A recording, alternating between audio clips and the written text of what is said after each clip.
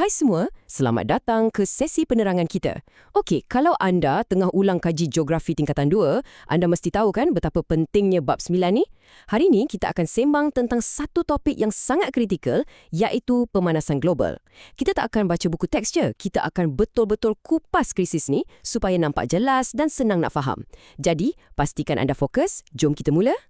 Okey, ini apa yang kita akan cover hari ni. Pertama, maksud pemanasan global tu sendiri. Kedua, faktor atau punca yang mencetuskan krisis ni. Ketiga, kesan buruknya terhadap bumi kita. Dan yang keempat, langkah-langkah yang kita boleh ambil untuk kurangkan kesannya. Simple kan? Jom kita terus masuk ke bahagian pertama. Jadi, apa sebenarnya pemanasan global ni? Senang cerita, ia adalah peningkatan suhu atmosfera bumi kita secara berterusan. Maksudnya, bumi makin lama makin panas. Tapi kenapa hal ni berlaku? Cuba bayangkan bumi kita ni diselimuti oleh satu lapisan gas yang sangat tebal. Lapisan ni penuh dengan karbon dioksida, CFC dan bahan pencemaran lain. Bila haba dari matahari masuk ke bumi, selimut tebal ni perangkap haba tu, halang ia dari terpantul keluar semula ke angkasa. Kesannya, bumi kita ibarat terperangkap dalam ketuha yang semakin panas. Dan benda ni bukan sekadar teori atas kertas ya, ia memang betul-betul tengah berlaku sekarang. Okey, sekarang kita beralih ke bahagian kedua. Faktor pemanasan global. Siapa sebenarnya dalang di sebalik pemanasan global ni? Jom kita tengok. Kalau kita cari punca utama, perbezaannya memang ketara sangat. Betul, alam semula jadi macam letusan gunung berapi, memang ada menyumbang kepada pelepasan gas. Tapi realitinya, kalau nak dibandingkan, kitalah, ya manusia, yang sebenarnya memecutkan krisis ni pada tahap yang agak menakutkan. Dari asap egzos kereta tiap-tiap pagi, pelepasan industri kilang, pembakaran terbuka, sampailah ke sektor pertanian, kitalah yang buat bumi ni panas jauh lebih laju daripada kitaran semula jadi yang sepatutnya. Nak bukti? Cuba perhatikan jadual ni. Hubung kaitnya sangat jelas. Sektor perindustrian, ini memang terang-terang kilang pengeluaran karbon dioksida dan CFC. Tapi, yang mungkin anda rasa pelik sikit, sektor pertanian. Nampak macam hijau dan selamat kan?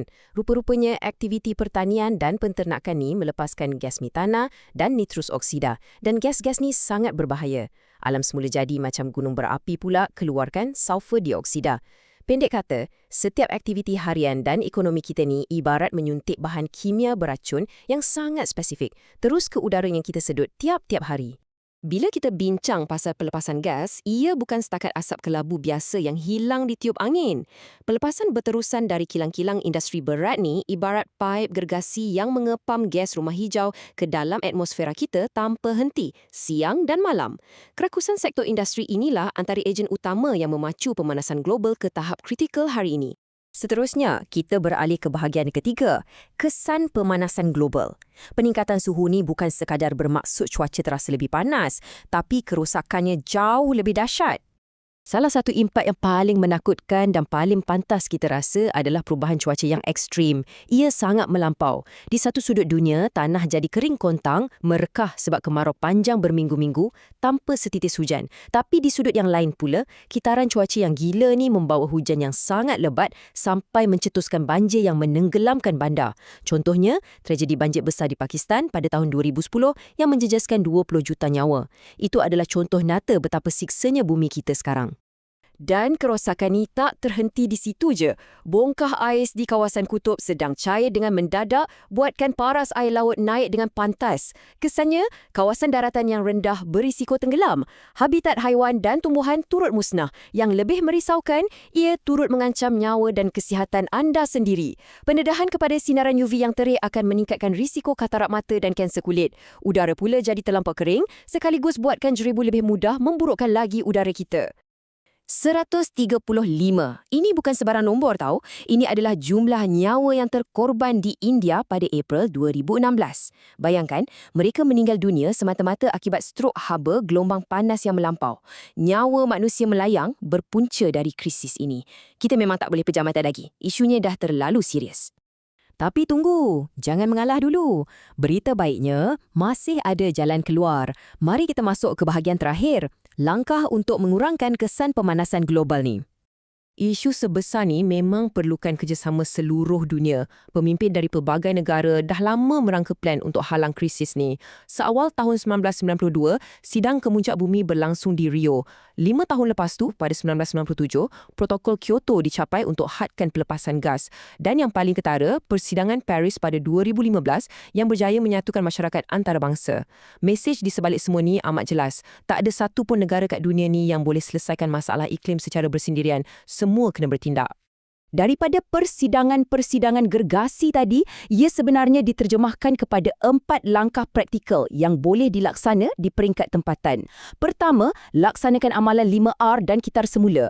Kedua, kita kena mula beralih kepada teknologi hijau, contohnya guna tenaga solar atau angin dan kurangkan kebergantungan pada arang batu. Ketiga, beri kesedaran melalui pendidikan alam sekitar, bermula dari sekolah lagi. Dan yang keempat, kerajaan mesti kuat kuasakan undang-undang alam sekitar yang ketat kepada mana-mana pihak yang berani memusnahkan alam.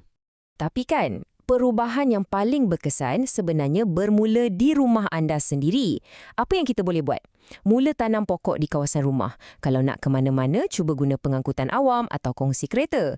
Kurangkan pasang penyaman udara sepanjang masa, guna peralatan elektrik yang cekap tenaga dan yang paling penting, kalau ada yang nak buat pembakaran terbuka kat kawasan kejiranan, pastikan anda hentikannya. Tindakan harian yang nampak kecil macam nilah yang sebenarnya bagi impak luar biasa untuk sejukkan bumi kita balik. Sebelum kita berpisah, saya ada satu tugasan pemerhatian untuk anda fikirkan. Pada pendapat anda, adakah kesan pemanasan global ni dah mula berlaku di Malaysia secara nyata? Cuba perhatikan sekeliling, nilaikan corak cuaca ekstrim kita akhir-akhir ini dan kongsikan bukti pemerhatian anda. Okeylah, terima kasih sebab luahkan masa dan berikan tumpuan sepenuhnya hari ini. Ingat, memahami bumi kita adalah langkah pertama untuk kita menyelamatkannya. Kita jumpa lagi dalam sesi penerangan yang seterusnya.